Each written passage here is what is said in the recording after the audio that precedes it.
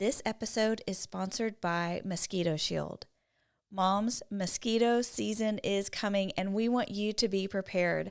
We use Mosquito Shield in our home and it really helps my littlest who is so susceptible to those big, ugly mosquito bites. And it makes it so nice for us to be able to sit out in our backyard in the evenings and not worry about mosquitoes.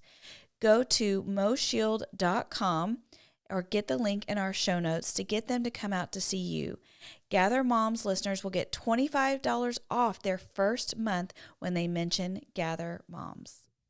Moms out there might say, I did that. I did all those things. I showed affection. I went first, and they still are not reciprocating or doing it. And I think sometimes we have to give grace to our spouse to go, they just don't think like we do.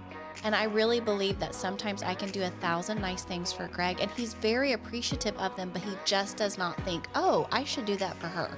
Yes. So at some point, you have to decide that a calm conversation, is worth it to just say, hey, just in case you were wondering, this would really make me feel loved this week.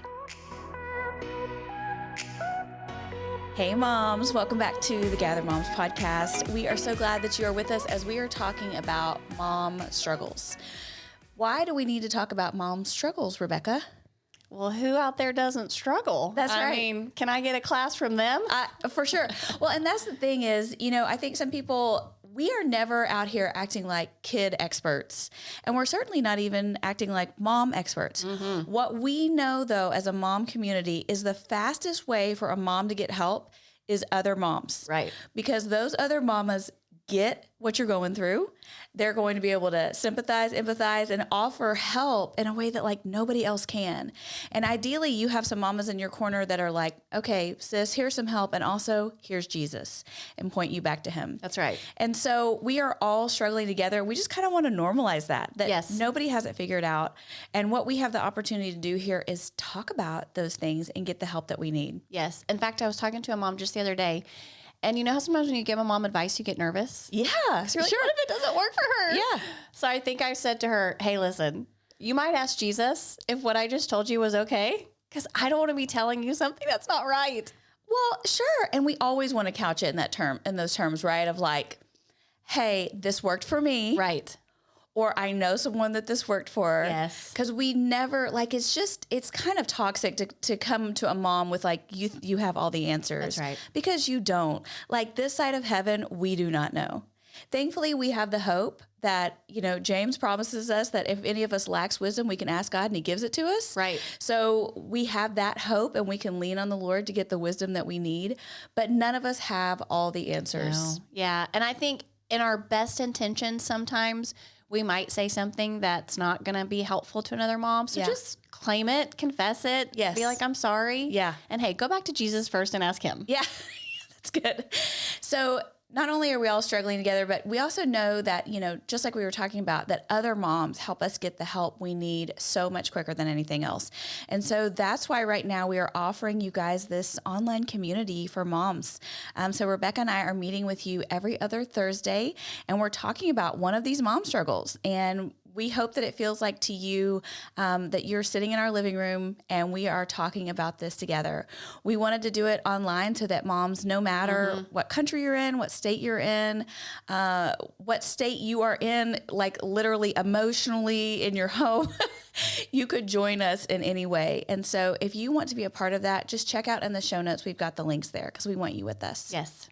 So today, I want us to talk about the struggle of marriage because I think that our marriages change so much when we become moms, right? Yes. Like it's a very different deal than when it was just the two of you.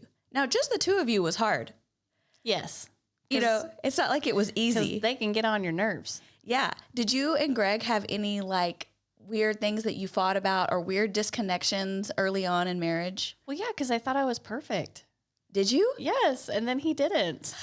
And so I felt very offended by the fact that my husband was not just doing anything I wanted. Because he pointed out your flaws or? Yes, I have a very strong husband. And, I guess I thought he would rescue me. Like if I cried, he would, what can I do? If I, left the room during a fight, he would come find me. Uh-huh. Yeah, he doesn't. That doesn't happen. And that's good because he didn't give in to my selfish whims. Oh, I mean, okay. I think it's made me more responsible for my own actions. Ooh. So it's been good for us, but it's been a long journey to get there. Okay. Because I mean, I still to this day, when I walk away, hope that he comes to find me, and he still does not. That's amazing, because one of our major issues with Jeremy and I is that he chases after me. Oh, Because he wants to resolve the conflict immediately. Yes. And I mean, like, it's a good thing that he wants to resolve it, but also it's a little selfish on his side because he doesn't like conflict laying out there. Yeah. So it's not necessarily for me. It's in part for him. Yeah. He does not like anything to be unresolved. Well, I want Greg to come find me because it makes me feel like I'm right.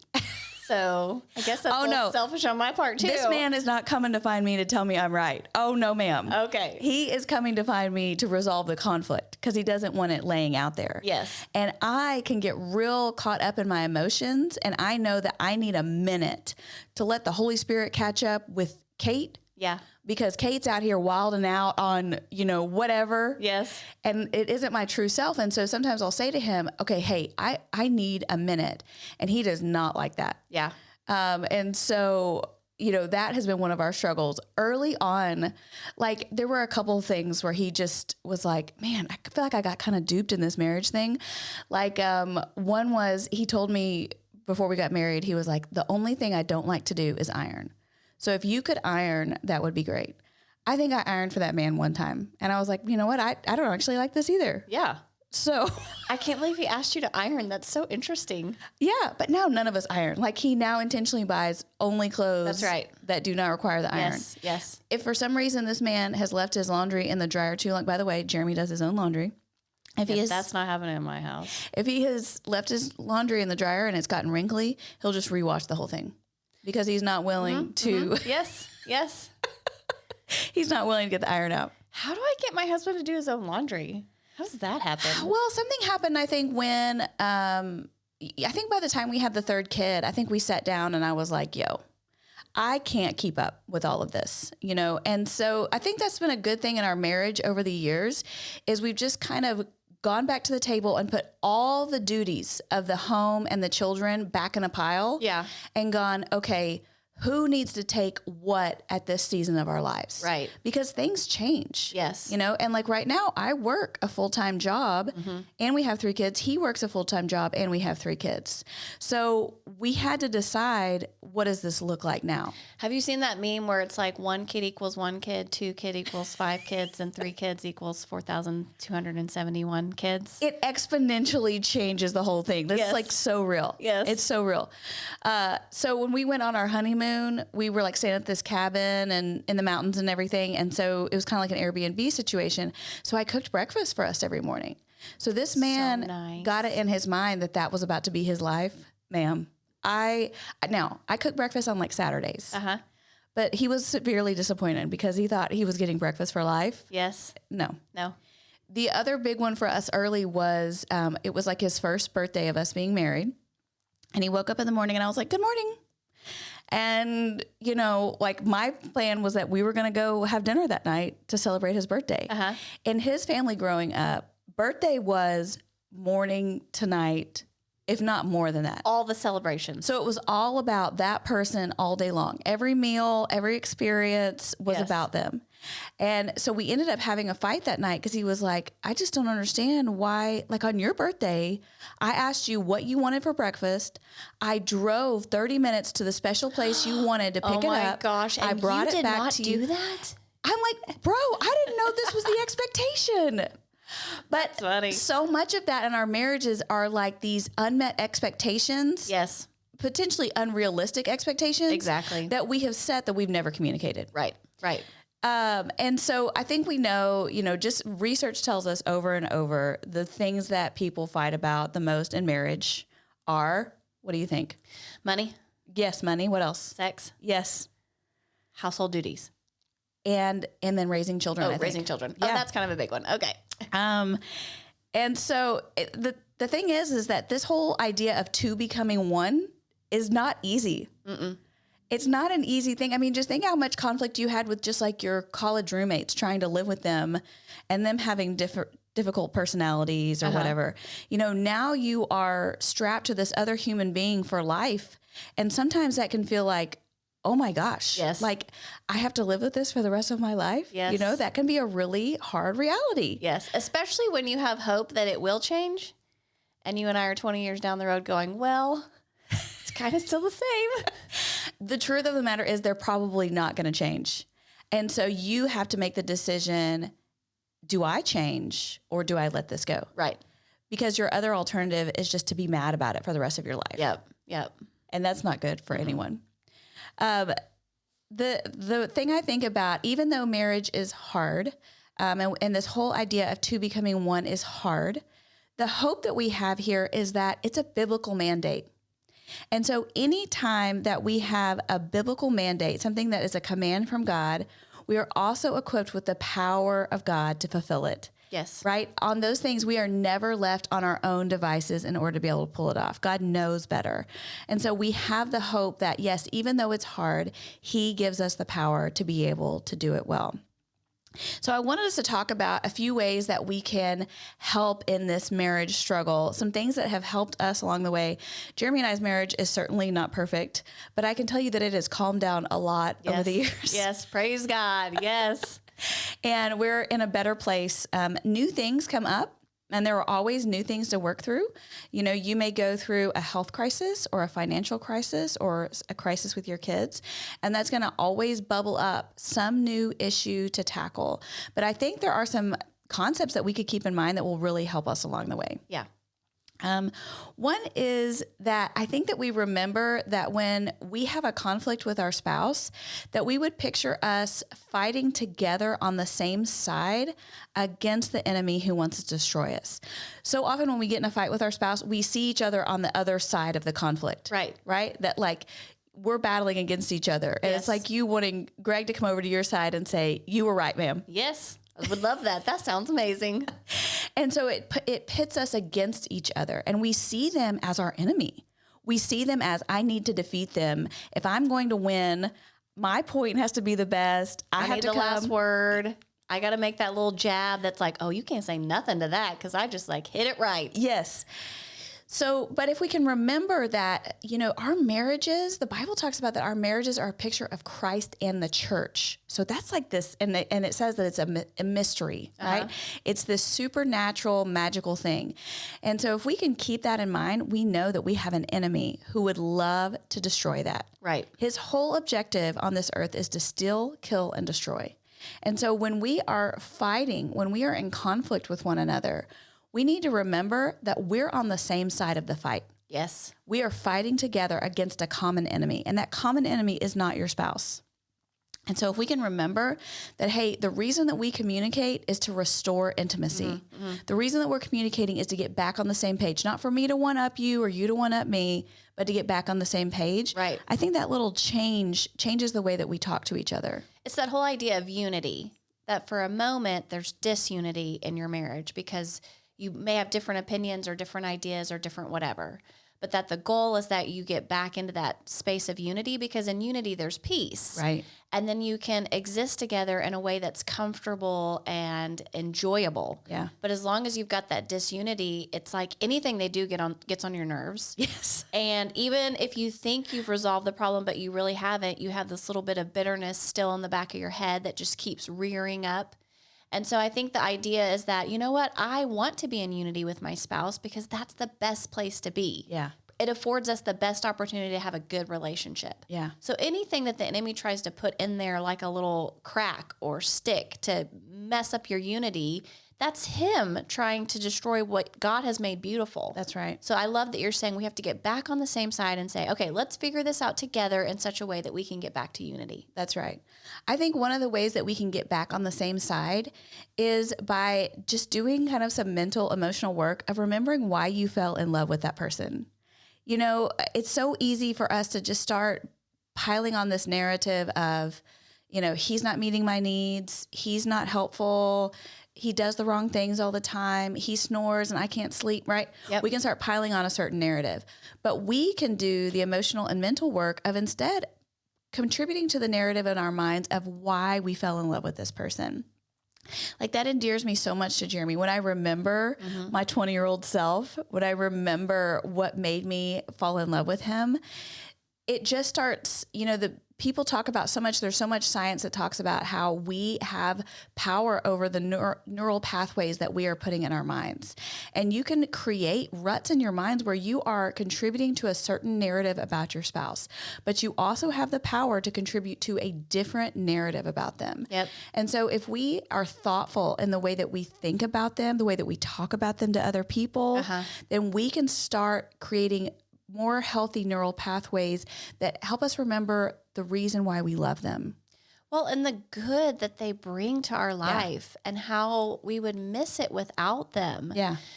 Like my husband's been out of town for a week on a mission trip, and part of me was excited because I was like, yeah, girl, I'm going to eat what I want, watch what I want. For sure. But then you do start to miss the things that endear you to that person. Yeah. And part of me wants to pick up his socks again. Like, Yeah. go ahead and leave him out I'll give you a week, and then we're back to you got to pick him up. But it's those things that endear you to your spouse because they add something to your life that you don't have without them. Yes, I agree. I think the other thing that we can do that really makes a big difference in our marriages is praying for our spouse. We often want to pray, God, change this or that. Yeah. Yeah.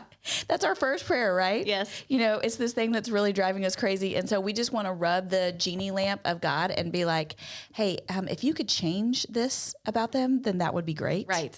I read The Power of a Praying Wife or whatever early on in my marriage. And I'm so thankful I did, because one of the things she said at the beginning is instead of praying, God, change him, the prayer becomes, God, change me.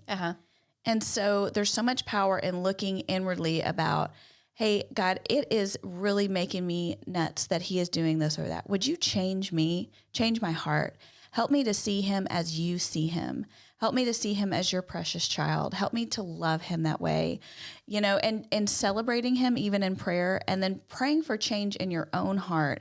Instead of trying to go to God as like a Mr. Fix-It of like, could you tweak this about him? And that makes a really big difference. And I think showing them love, there are so many women who I think that we talk to and they don't feel like their spouses are romantic. Right.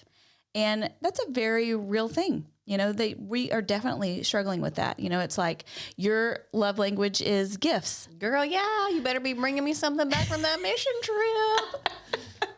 And so, so then it's like, okay, let's calibrate our... I know, because now there's a pressure, right? Yes. Yes, and he doesn't know the pressure because I didn't tell him. Okay. I just assume that he is supposed to know these things, and so when he doesn't meet them, I'm like, it's your fault, but he didn't even know. Right, exactly. And so we're all out here, feeling some resentment and stuff like that. I think I would just challenge us to go first. That, yes, we can get really onto our husbands when it's like, well, you don't buy me flowers anymore. Isn't that an old song? No. You don't sing me love songs. Oh, maybe it's that new one. She just won a Grammy for it, I think, about I can buy myself flowers. Okay. Miley Cyrus did a little flip on it. Yes. Which, ma'am, frankly, you can buy yourself flowers. Listen. And I do. He didn't buy me flowers for Valentine's. He did other things. Yeah. But I wanted them, so I went out and got them myself. Okay, great. You're going through Costco, ma'am. Just grab some. They're on the way out. Just stick some flowers in there. But I think if we could just go first, if these things that we're wanting, like, are you doing that for your spouse? Could you put a card on his dashboard, sneak out to his truck or whatever, and so that when he gets in it the next morning, he sees a message from you saying how much you love him, how thankful you are for him. What if you stopped by his work and surprised him and said, hey, I'm outside. I got you a Dutch Bros. Will you come out? And you've written a sweet note on the top of his cup. What if you set a reminder on your phone that every Monday it reminds you to text him and say, how can I pray for you this week? Oh, that's so nice. Like, how can we go first? How can we model for them just out of a love for them? We're so quick to be critical of the ways that they're not showing us affection. But really, guys, so much of that is from like all this rom-coms and all of our culture that teaches all of this stuff. Like, it's okay for you. Are you doing that? Are you demonstrating affection for him and the way he receives it? Well, and I do think that you have situations where moms out there might say, I did that. I did all those things. I showed affection. I went first, and they still are not reciprocating or doing it. Yeah. And I think sometimes we have to give grace to our spouse to go, they just don't think like we do.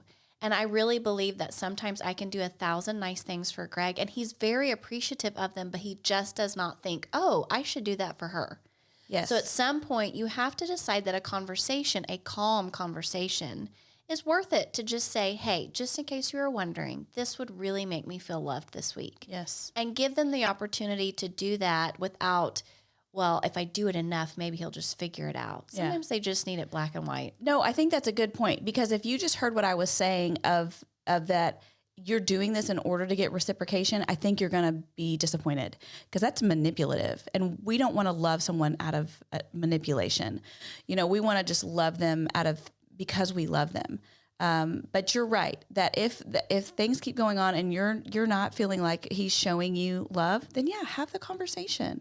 And at some point, Mama, you may have to make the decision that this is just not who he is, and it's not going to change. So you have to change. Like, if you're going to stay happy in this marriage, what is that going to look like for you is the really hard truth. Yes. I think one of the biggest issues I see when couples start having kids is that we can easily start lumping our husbands in as one of our children. And I wanted to stop down on this issue for a little bit, because I think this is what I'm seeing over and over and over. It's affecting finances, it's affecting happiness, it's affecting sex lives, because this kind of weird distortion starts to happen. Both people contribute to this problem. He contributes by doing things that the kids do, like throwing laundry or wet towels on the floor, leaving dishes around, maybe even riling the kids up at bedtime, where you're like, are you actively trying to be one of the children instead of being a contributing partner in maintaining this home? Yeah. It can feel like, it's like you're actively working against me. Like, I'm trying to be the adult in the room and you're acting like a teenage boy. Oh, and they love it. They love to act like a teenage boy with their kids. Yes. They think it's fun. But it can be really disheartening for the mom who has been contributing, setting things up for bedtime. She's exhausted. She wants to get him to bed. And here is the Hulk comes out and he's throwing the kids on the couch.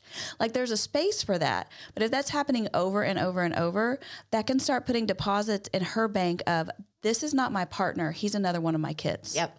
And that can create a really toxic situation. I think moms contribute to this. And I don't think that we talk about this side enough, because moms, I want to talk really frankly to you. I think we contribute to this by taking on all of the duties of the home and the children on our own shoulders. There was this feminism movement. We've had multiple waves of them. I think right now we're in like third wave feminism. And there were some really positive things that came out of that, right? It gave us the right to vote. It advanced causes for women everywhere. It helped with their health care. There were all kinds of things that came out of those things. But one of the really kind of terrible things that happened where it fell short was that women, yes, went to work. Yay. But then they still kept doing all of the other things they were doing before. Yeah. And nothing ever really shifted. So instead of then there being more balance, women are at work. No. Yeah, the women went to work, but they're still the ones doing all the laundry, cooking all the meals, keeping up with the kids, keeping the house clean. Yeah. And what has come out of that is we have these women who were still believing the lie from previous generations that to be a good mom or to be a good woman is to have a certain kind of looking house, certain kind of children. You have to look a certain way. Uh-huh. And so now we have women who more than ever before are struggling with anxiety and depression, and we are quiet martyrs in our own home. Yeah. To the point that we aren't quiet. Somebody loses it. Yes.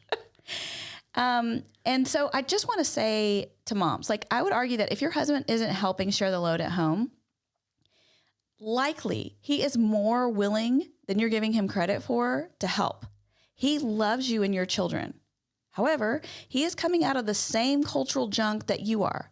And he probably feels to a certain extent like inept, like he doesn't know where his place is. What can he say? Where can he help? He feels ill-equipped. And it might be that when he does try and help, you're correcting everything that he's doing, right? I was just thinking that. I think they help differently. And so when their help looks different than ours, we think they're doing it wrong. Yeah. But actually, I think that's the beautiful part of a marriage is that they bring this new side of things, and your kids might receive the help he gives even better than yours. Yes. Because it speaks to them in their language, Yes. their love language. Yeah. Like we have these moms who, and honestly, I was like this. I was like this with our first kid. If I wanted to go out of town, I would prepare meals for Jeremy and Caleb, because Caleb was little. I would prepare meals for them before I left. It took me until honestly like the third kid before I was like, wait a minute, this man, he was 26 when we got married. Like he had fed him. Like the man knows he is not going to let himself starve to death. No. And he's certainly not going to let our children starve to death. Now, is he going to feed the kid the organic baby food that I made and froze and left behind and labeled, Well, listen, I'm not feeding my kid that either because I didn't make that. So I'm with you, Jeremy. But, is he going to drive through McDonald's 3 times a day? Okay, maybe. But is he going to keep those kids alive? Yes. Yep. And so how am I negatively contributing to our relationship and our marriage when I over control those situations instead of letting him have ownership over those things? Right. Like I'm contributing to my own bitterness, resentment, and burnout because I'm controlling it. And then I'm contributing to this dynamic where now he's one of my children instead of my partner. And they are going to stop offering to help if you keep correcting them. Because, I just think men are like, fine, it sounds like you don't need me, so I'm out. I think women are the opposite. Man, you can correct me all day, and I'm probably still going to offer to help you next time. I think men are like, nope, I'm out. Yeah, but I think, think about it. Think if every time you offered to help somebody, and every time you did, you didn't do it right, you were being corrected, they came back and did it behind you. When you get to a point where you're like, okay, well, then I just won't help. Right. Because it just doesn't make sense for me to waste my time and energy to do this. Yes. And I think that we're doing that. So here's the deal, sis. The health of your marriage is the greatest contributing factor to the overall health of your children. Countless studies back that up. So we have to look at these issues. We have to look at our sex lives, our finances, our parenting issues, how we're contributing to household duties. We have to stop down and take the time to look at how those things are going so that we can fight together for our marriage against a common enemy. And so especially in this area of household contributions, there was a time when I was home with the kids, and so I didn't have an outside job. And so I took on more of the household responsibilities. But I have to tell you guys, that was some advice Jeremy and I got early on, where at different seasons, and usually there will be some friction before we get to this conversation because we start noticing, something's not working. Yep. But we sit down and we just throw it all back into the pile. Who's mowing the grass? Who's taking out the trash? Who's maintaining the cars? Who's maintaining the finances? Who's doing tuck-ins? Who's getting kids up? Like go through the list of all the things that you and your spouse are doing every day and start dividing it up. Mm-hmm. And then listen, when those kids are ready, you start giving them some of these things to do. You invite them into the conversation. That's right. That's right. But I want to tell you that, remember that your marriage is a reflection of Christ and the church. And the thing I want out of my marriage more than anything is for it to show an unbelieving world how much Jesus loves his bride. And so it is worth it for me to do the work. I want our extended family members that don't know Jesus to look at us and say, what is so different? Why is your marriage working? Mm-hmm. And that we can tell them what the magic sauce is. Yes. And that is Jesus. Yes. Your marriage is worth fighting for. Now, I want to say a few things because I think we've been talking in general about general marital health issues, but I want to bring up something because you may be listening to this and you're like, Kate, you don't understand. So if you're in a marriage where you are not safe physically or emotionally, we want to encourage you to get to a safe place. If you're in a marriage where your spouse has been unfaithful, you need to get help and get to a safe space. If your spouse is abusing drugs or alcohol or has an addiction that is harming your family, get to a safe place. We are talking here about marriages that are safe. There are just areas that could be, if they aren't looked at, then they could cause major schisms in the relationship. Okay. Those other few incidents where I described, Mama, you don't need to suffer in silence. Get out and get help. Those things that is biblically mandated for you to be able to do those things. You are not stepping outside of God's will. I will say this. I believe in the power of God to restore any hard thing. However, that does not mean that you and your children need to stay in an unsafe environment. But I do want you to let your community know what's going on and pray until the power of God is unleashed. And I'll say this, as someone who I've been doing ministry alongside my husband for 20 years, you have too. We have talked to countless married couples, and these issues that we've talked about today, finances, issues with intimacy, resentment, unmet expectations, you guys, all of those things, I have seen God restore and work in power in marriages.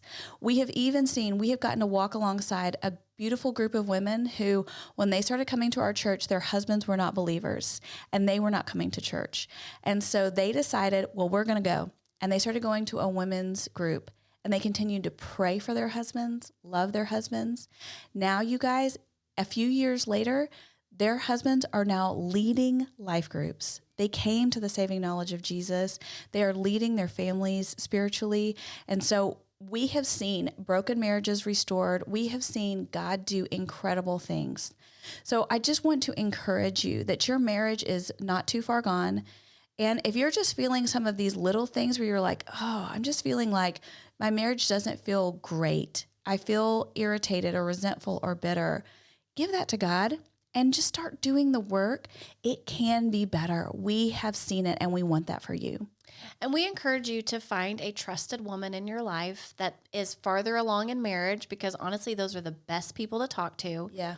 And share these concerns with her. Because I think sometimes when you start to speak out loud the things that are happening in your heart, either the person listening can go, okay, hey sis, we need to work on that with you, because that's actually an issue between you and God. Or, you know what, we've experienced that in our marriage. Let me tell you what we did. Yeah. Or, I think we need professional help here. So Yes. let me help you find that person. Yes. I think that you can find a woman in your life that's farther along in marriage, that loves Jesus, that would love to be a resource for you. For sure. I agree with that completely. Moms, we love you. We want you to have strong marriages. We want you to thrive in your marriage. We are here if we can support you, and we will see you next time. Bye, moms.